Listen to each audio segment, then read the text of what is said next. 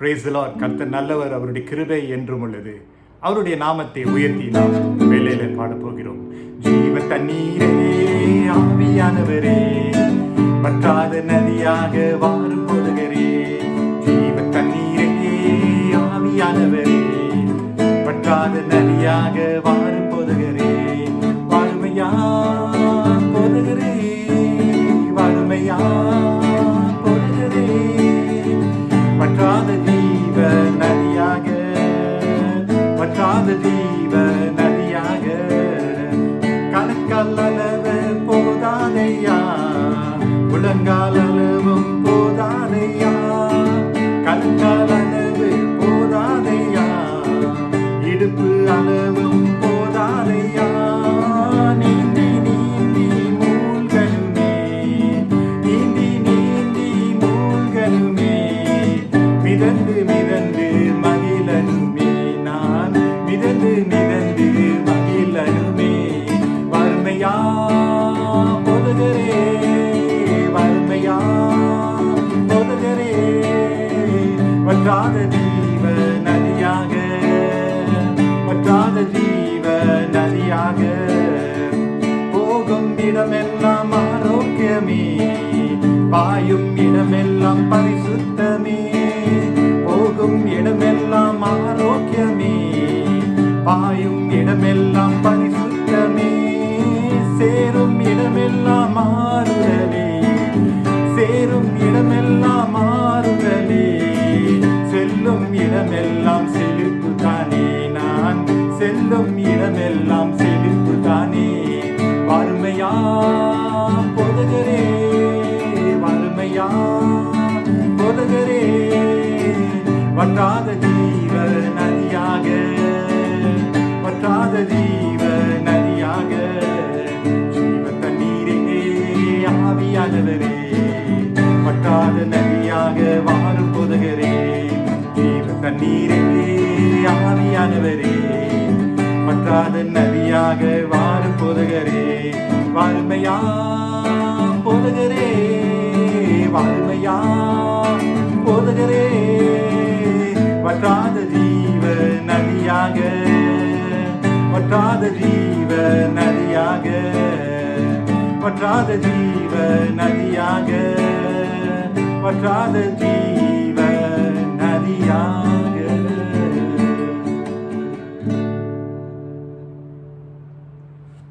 ஹல்லேலூயா. கர்த்தர் நல்லவர், அவருடைய கிருபை என்றும் உள்ளது. பிரியமானவர்களே, இந்த நாளில் ஆண்டவருடைய வார்த்தையை சற்று நாம் தியானிக்கப் போகிறோம். உங்களோடு நான் இந்த நாளில் பகிர்ந்து கொள்ளக்கூடிய தொடர்ச்சி பரிசுத்த ஆவியானவரை குறித்து. இந்த நாளில் கலாத்தியரின் புத்தகம் 5ஆம் அதிகாரம் வசனம் 16, 17 வாசிக்கப் போகிறேன். Galatians chapter 5 verses 16, 17. பின்னும் நான் சொல்லுகிறதென்னவென்றால், ஆவிக்கேற்றபடி நடந்து கொள்ளுங்கள், அப்பொழுது மாம்ச இச்சை நிறைவேற்றாதிருப்பீர்கள். மாம்சம் ஆவிக்கு விரோதமாகவும் ஆவி மாம்சத்திற்கு விரோதமாகவும் இச்சிக்கிறது. நீங்கள் செய்ய வேண்டுமென்கிறவைகளை செய்யாதபடிக்கு இவைகள் ஒன்றுக்கொன்று விரோதமாயிருக்கிறது, ஒன்றுக்கொன்று விரோதமாய் இருக்கிறது. Just want to read this in English as well. ஆங்கிலத்திலே நான் வாசிக்க ஆசைப்படுகிறேன். The book of Galatians chapter 5. And here Paul is writing to the believers in the church in Galatia. Galatians 5 verse 16, 17. So I say, live by the Spirit, and you will not gratify the desires of the sinful nature. For the sinful nature desires what is contrary to the Spirit, and the Spirit what is contrary to the sinful nature. They are in conflict with each other, so that you do not do what you want. So that you do not do what you want. எனக்கு அன்பானவர்களே, பரிசுத்த ஆவியானவரை குறித்து நாம் தியானித்து கொண்டு இருக்கிறோம். விசேஷமாக இந்த நாளில் இந்த பாகத்தை நாம் பார்க்க கர்த்தர் நமக்கு கிருபை செய்கிறார். போன கடந்த ஞாயிற்றுக்கிழமையிலே அவங்களோடு நான் பகிர்ந்து கொண்டேன் சத்திய ஆவியானவரை குறித்து. சத்திய ஆவியானவர் எப்படி விசுவாசிகளுடைய வாழ்க்கைக்குள்ளே அவர் இருக்கிறார், நம்மோடு இருக்கிறார் என்று நாம் அறிந்து கொண்டோம். பிரியமானவர்களே, இந்த வார நாளின் தியானத்தில் இந்த குறிப்பிட்ட வசனங்களை பார்க்க கர்த்தர் நம்மளை அழைக்கிறார். பிரியமானவர்களே, when we look at these two verses, இந்த 2 வசனங்களை நம்ம பார்க்கும்போது ஒரு போராட்டத்தை நம்ம பார்க்கிறோம். we see a conflict. போராட்டம் என்று சொன்னால் அநேக இடங்களிலே அல்லது செய்திகளிலே தொலைக்காட்சியிலே நம்ம பார்க்கிறோம். போராட்டம் என்று சொன்னால் அங்கு ஒரு தரம் இன்னொரு தரம், இரு தரம் மோதிக்கொண்டு இருக்கக்கூடிய ஒரு சூழ்நிலை. When for conflict to take place, there needs to be 2 parties. 2 நபர்கள் இருக்க வேண்டிய ஒரு சூழ்நிலை. உதாரணமாக வீட்டில் பார்க்கும்போது குடும்பத்தார் மத்தியில் சண்டை, சச்சரவு, மோதுதல் பார்க்கிறோம். வேலை இடத்துல பார்க்கும்போது மேல் அதிகாரி, கீழே அதிகாரி, வேலை செய்கிறவர்கள், சக வேலை செய்கிறவர்கள், மோதல், கான்ஃப்ளிக்ட். பள்ளிக்கூடத்தில் நீங்கள் பார்த்தீங்கன்னா மாணவர்கள் ஆசிரியர்களோடு, மாணவர்களோடு அல்லது ஆசிரியர்கள் அங்கே பணி செய்கிறவர்கள் ஒருத்தர் மோதிக்கொண்டிருக்கக்கூடிய நிலைமையை நம்ம பார்க்கிறோம். வேதம் என்ன நமக்கு கற்றுக் கொடுக்கிறது தெரியுமா? நம்முடைய போராட்டம் மாம்சத்தோடும் இரத்தத்தோடும் இல்லை என்று. For our struggle is not against flesh and blood. Pavul அழகாக அந்த காரியத்தை எபேசிய சபைக்கு எழுதுகிறதை நாம் ஞாபகப்படுத்த வேண்டியதாக இருக்கிறது. Our struggle is not against flesh and blood, but rather against the principalities, against the powers of the darkness, against the rulers of the darkness என்று நம்ம பார்க்கிறோம். வசனத்தில் நம்ம பார்க்கிறோம். இங்கே இந்த வசனத்தில் நம்ம பார்க்கும்போது when we look at Galatians, குறிப்பாக இந்த 16-17 வசனத்தில் 17ஆம் வசனத்தில் நம்ம பார்க்கும்போது they are in conflict with each other. அவர் ஒருத்தர் போராடி கொண்டு இருக்கிறார்கள். யார்? மாம்சம், ஆவி, the sinful nature. இந்த மாம்ச கிரியை ஆவிக்கும் போராட்டம் இருக்கிறது. So we have a tension. அங்கே எப்பொழுதும் ஒரு டென்ஷன் ஒவ்வொரு விசுவாசியுடைய வாழ்க்கையில் எப்பொழுதும் இங்கே ஒரு டென்ஷன் எப்பொழுதும் இருக்கும். ஒரு பக்கம் நம் ஆண்டவரை பிரியப்படுத்த வேண்டும் என்று சொல்லி நம்முடைய இருதயம் பேசிக்கொண்டு இருக்கிறது. அந்த இருதயம் நம்மளை நடத்த ஆவியானவர் நம்மளை நடத்துகிறதை நம்ம உணர்கிறோம். ஹோலி ஸ்பிரிட் என்று சொன்னால் பேசுகிற ஆவியானவர், பேசும் தெய்வம். நம்முடைய கர்த்தராகிய இயேசு கிறிஸ்து உயிரோடு எழும்பி பரிசுத்த ஆவியானவருடைய முத்திரையை நமக்கு கொடுத்திருக்கிறார். ஆகவே ஒரு புறம் பார்க்கும்போது பரிசுத்த ஆவியானவர் காண்பிக்கிற காரியங்களிலே ஈடுபாடு கொடுக்க, காண்பிக்கிற பாதையிலே நடக்கிறதுக்காக, அவர் சொல்லி கொடுக்கிற காரியங்களை கீழ்ப்படிவதற்காக ஒரு வாஞ்சை நம்ம இடத்துல வருகிறது. அந்த வாஞ்சை நல்லது பிரியமானவர்களே. அதில் தொடர்ந்து நம்ம செயல்பட வேண்டும். கர்த்தருக்குள்ளே நம்ம வைராக்கியமாக இருக்க வேண்டும். ஆண்டவரே, என்னுடைய சித்தம் அல்ல உம்முடைய சித்தத்தையே நான் நிறைவேற்றுவேன் என்று சொல்லக்கூடிய விசுவாசிகள் எழும்ப வேண்டும். எழும்பிக் கொண்டிருக்கிறார்கள். நீங்களும் அவ்வண்ணமாக இருக்கிறீர்கள் என்று நான் ஆணித்தரமாக விசுவாசிக்கிறேன். Hallelujah. We want to follow God wholeheartedly. தேவனை முழுமையாக பின் செல்வதற்காக நாம் வாஞ்சிக்கிறோம். அந்த வாஞ்சையோடு நம்ம செயல்படுகிறோம், செபிக்கிறோம், வேதத்தை வாசிக்கிறோம், கீழ்ப்படுகிறோம், விசுவாசத்தில் நாம் கிரியைகளை செய்கிறோம், ஊழியத்தை நம்ம செய்து நிறைவேற்றுகிறோம். இவைகள் எல்லாம் நல்லது, தொடர்ச்சியாக நம்ம செய்ய வேண்டும். அதுதான் ஆவியின் கிரியையாக இருக்கிறது. ஆவியானவருடைய கனி வெளிப்படுத்தப்படுகிறது, அவருடைய வரங்கள் வெளிப்படுத்தப்படுகின்றன. பிரியமானவர்களே, நல்லது, தொடர்ந்து நம்ம செயல்படுவோம். இந்த நல்ல விஷயம் நடைபெற்று கொண்டிருக்கையில் இன்னொரு பக்கத்தில் மாம்சம் போராடி கொண்டிருக்கிறது. ஆவி உற்சாகமாக இருக்கிறது, மாம்சம் பலவீனமாக இருக்கிறது. The spirit is willing but the flesh is always weak. அங்கே ஒரு டென்ஷன், எப்போதும் ஒரு மோதுதல், always there's a clash. அங்கே எப்போதும் ஒரு பாக்ஸிங் மேட்ச் மாதிரி ஒரு கிளாஷ் நடைபெற்று கொண்டிருக்கிறது. ஒவ்வொரு விசுவாசியினுடைய வாழ்க்கையில் இந்த போராட்டம் அன்றாடம் நடந்து கொண்டிருக்கிறது. ஆகவே தான் இங்கே நம்ம பார்க்கிறோம், they are in conflict with each other so that you do not do what you want. நாம் எதை செய்ய வேண்டும் என்று வாஞ்சித்து ஆசைப்பட்டாலும் அந்த மோதுதல் இருக்கு, அந்த போராடி கொண்டு இருக்கக்கூடிய ஒரு சூழ்நிலையை நாம் சந்தித்து கொண்டு இருக்கிறோம். இது நம்முடைய கண்களினாலே நம்ம பார்க்க முடியாது, ஆனால் ஆவியிலே நம்ம உணர்வோம், மறுதளிக்க முடியாது, அது அசட்டையாக எடுத்துக்கொள்ள முடியாது. ஆவியிலே நம்ம உணர்வோம், போராட்டம் நடைபெற்று கொண்டு இருக்கிறது. There's a warfare that is going on between the spirit and the flesh. ஆவியானவரால் புதுப்பிக்கப்பட்ட நம்முடைய ஆவி அப்படியாக கம்பீரித்து செயல்பட ஆசைப்படுகிறது. ஆனால் இந்த மாம்சத்தில் நம்ம இருக்கிற வரைக்கும், till we are still in the flesh, the deeds of the flesh are still evident. மாம்ச கிரியைகள் தொடர்ந்து செயல்பட்டு கொண்டு இருக்கிறது. அந்த மாம்ச கிரியையை குறித்து நம்ம கலாத்தியர் அதே அதிகாரத்தில் தான் நம்ம பார்க்கிறோம். 5ஆம் அதிகாரம் வசனம் 19 நீங்கள் பிறகு நீங்கள் வாசித்து பார்க்கலாம். மாம்ச கிரியைகளோ என்று சொல்லி பவுல் சொல்லி கலாத்தியர் 5:22 ஆவின் கிரியையோ என்று சொல்லுகிறார். மாம்ச கிரியை இருக்கிறது, ஆவின் கனி இருக்கிறது. ஆவின் கனியின் அன்பு, பொறுமை, நீடிய சாந்தம், தயவு போன்ற 9 ஆவின் கனியினுடைய 9 சுவைகளை குறித்து நம்ம பார்க்கிறோம், வாசிக்கிறோம். பிரியமானவர்களே, ஒரு பக்கம் நம்ம ஆவின் கனியை வெளிப்படுத்த ரொம்ப ஆசையா இருக்கு, ரொம்ப வாஞ்சியா இருக்கும், இயேசு பின்னால் செல்ல வேண்டும் என்று.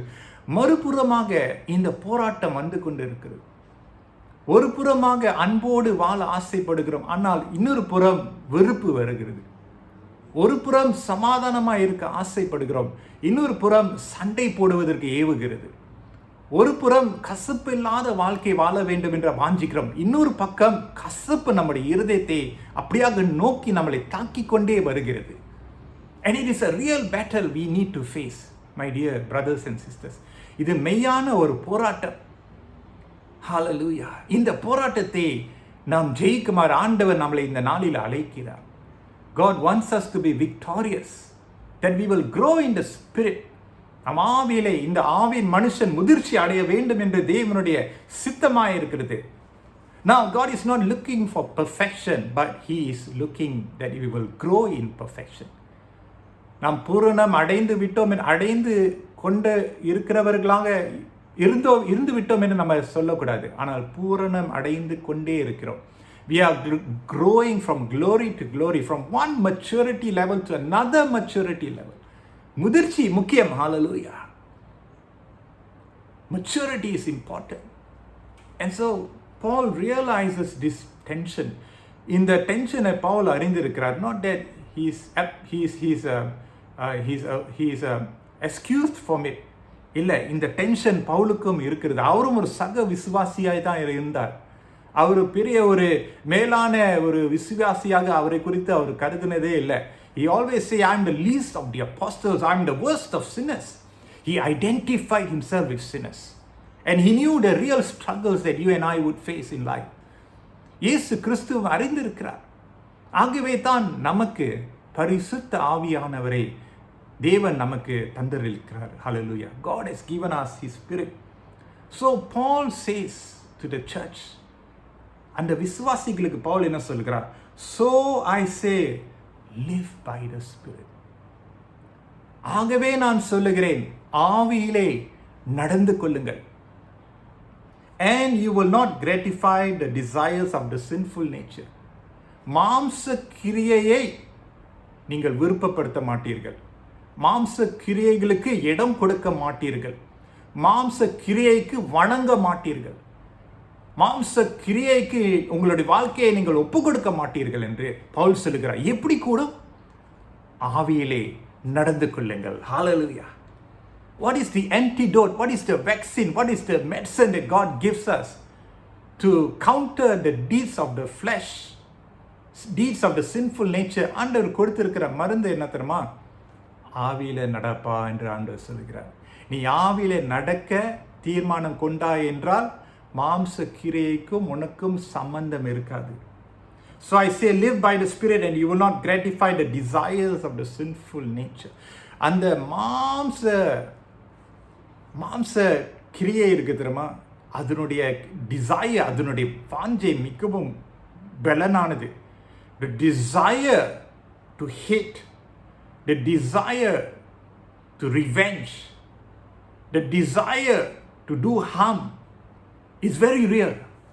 Christians, believers, don't think just because we are church going or we have a name that is called a Christian name doesn't mean that we have been saved totally from the sinful nature. No. நம்முடைய மாம்ச கிரியை, நம்முடைய sinful nature இன்னும் நம்மோடு இருக்கிறது. அதோடு போராட்டம் இன்னும் இருக்கிறது. சாகும் வரைக்கும் அந்த போராட்டம் இருக்கிறது. Yes, till our last breath we still struggle. How many of you can say that you are not struggling to forgive the people who have hurt you so much? Yeah.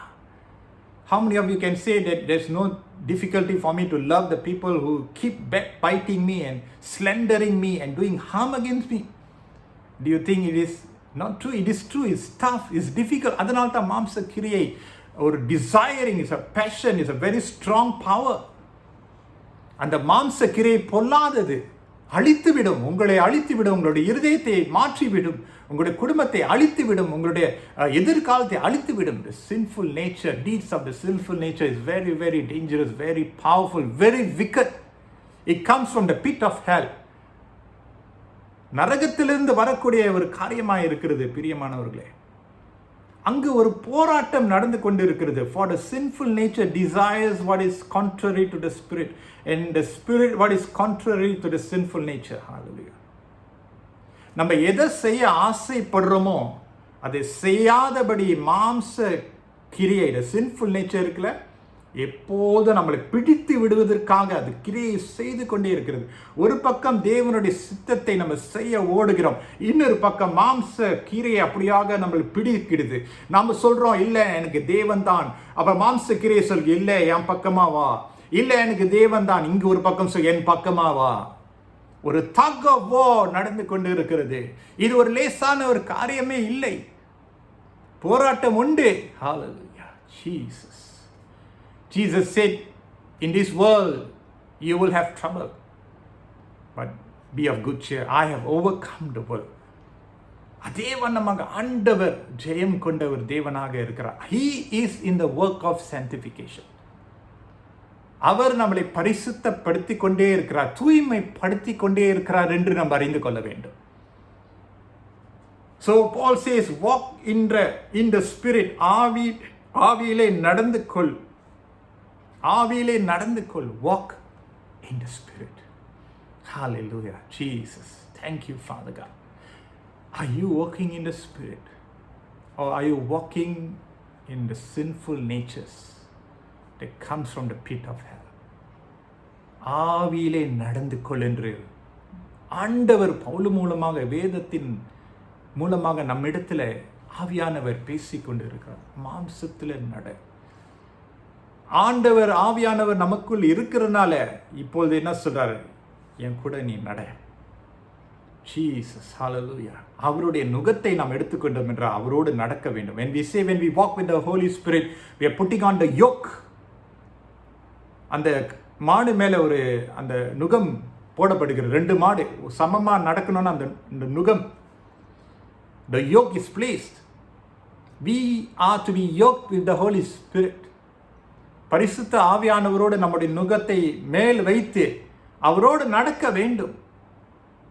Hallelujah. We don't go ahead of him, we don't go behind him, we walk alongside. Walk in the spirit. ஆவியிலே நடந்து கொள், ஆவியிலே நடந்து கொள். அப்ப மாம்ச கிரியைக்கு நம்ம இடம் கொடுக்க மாட்டோம். Don't try to correct yourself, don't try to change yourself. It is impossible to change yourself. Try as you can. You're going to be utterly disappointed to try to change yourself or try to change someone else. It doesn't work. People are stubborn. பிடிவாண்டம் கொண்டவர்களாக நாம் இருக்கிறோம். பிடிவாத குணம் மாற வேண்டும் என்றால் ஆவியானவரோடு நடக்க வேண்டும்.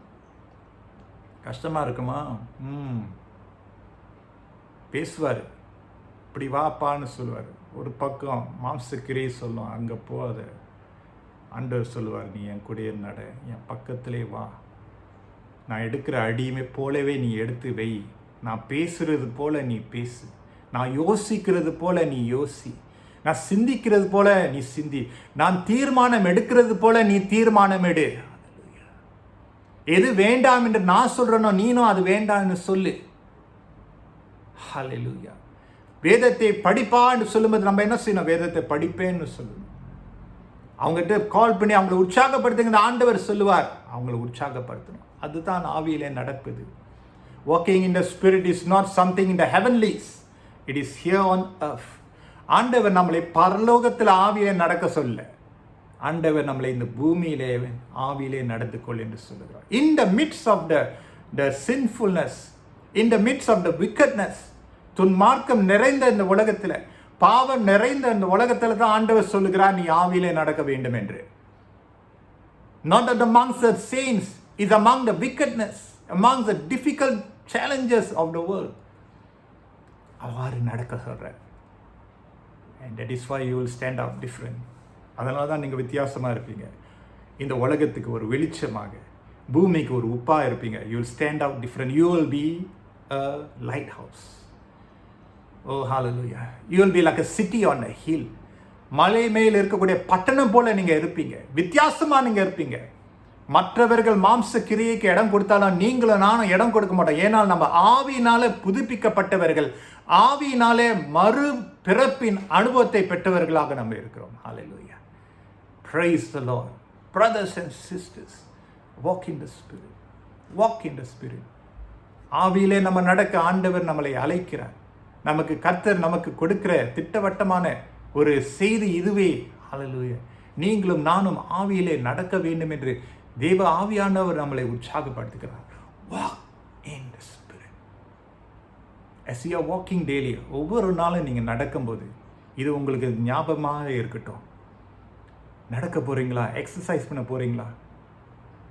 நடக்கிற whenever you're walking, whenever you're going somewhere, remember this verse. Walk in the Spirit. ஆவியிலே நடந்து கொள்ளுங்கள். Hallelujah. May the Lord encourage us. ஆண்டவர் நம்மளை உற்சாகப்படுத்துவாராக. I believe the Lord is strengthening each one of us. Use this season, brothers and sisters, to draw near to God. இந்த நாளை, இந்த நேரத்தை ஆண்டவரோடு இணைந்து கொள்ள, ஹalleluya, அவரோடு இசைந்து கொள்ள கர்த்தர் நம்மளை அழைக்கிறார். Walk in the Spirit. ஆவியிலே நடப்போமாக. சோர்ந்து போக வேண்டாம். சில நேரம் தவறுவோம், சில நேரம் விழுவோம், சில நேரத்தை தடுக்கி போயிடுவோம். ஆனால் walk in the Spirit. Never give up. Don't surrender. Don't sell yourself to the deeds of the flesh. You'll harm yourself, you'll harm your family, you'll harm the church, you'll harm everyone else around you. But walk in the Spirit and see how the light of God will shine in your life. உங்களுடைய வாழ்க்கையில தேவனுடைய ஹalleluya, அவருடைய வெளிச்சம், தேவனுடைய நீதி, தேவனுடைய ஆசீர்வாதம், தேவனுடைய செழிப்பு ஹalleluya எப்படி வருதுன்னு நீங்க பாப்பீங்க. When you walk in the Spirit, you walk in the will of God. You walk in the success of God. You walk in the prosperity of God. You walk in the health and wealth of God. Hallelujah. Praise the Lord. There's so much of blessings in walking in the Spirit. ஆவிலே நடக்கிறதோட ஆசீர்வாதங்கள் ஏராளம். நீதிமொழிகள் நீங்க வாசித்து பார்த்தீங்கன்னா, துன்மார்க்கனுடைய வழி அழிவுக்கு செல்கிறது, நீதிமானனுடைய வழியோ ஹalleluya செவ்வையான பாதையிலே செல்கிறது. So much of verses to share. But today remember, walk in the Spirit. கர்த்தர் நம்மளை ஆசீர்வதிப்பாராக. இன்றைக்கு முடிவாக ஒரு ஆங்கில பாடலை நான் பாட ஆசைப்படுகிறேன். I'm going to sing an English song. I used to sing this song when I was a youth. And this is the time I just want to sing some songs that will bless our heart. It's called a Spirit song. Oh, let the Son of God enfold you with His Spirit and His love. Let Him fill your heart and satisfy your soul. Oh, let Him have the things that hold you, and His Spirit like a dove will descend upon your life and make you whole.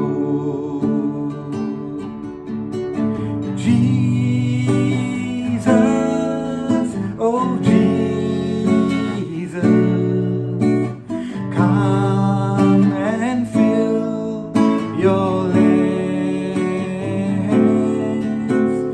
Jesus, oh Jesus,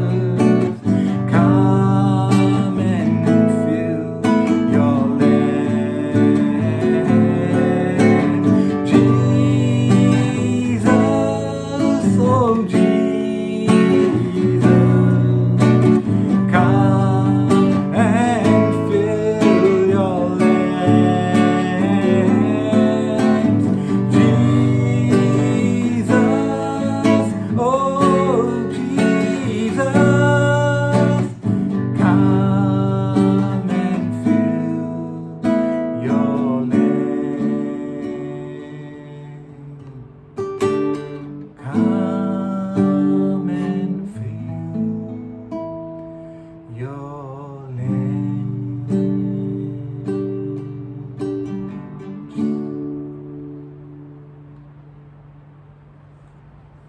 பிரியமானவர்களே, ஆவியிலே நடந்து கொள்ளுங்கள். Beloved brothers and sisters, walk in the Spirit. May God bless you.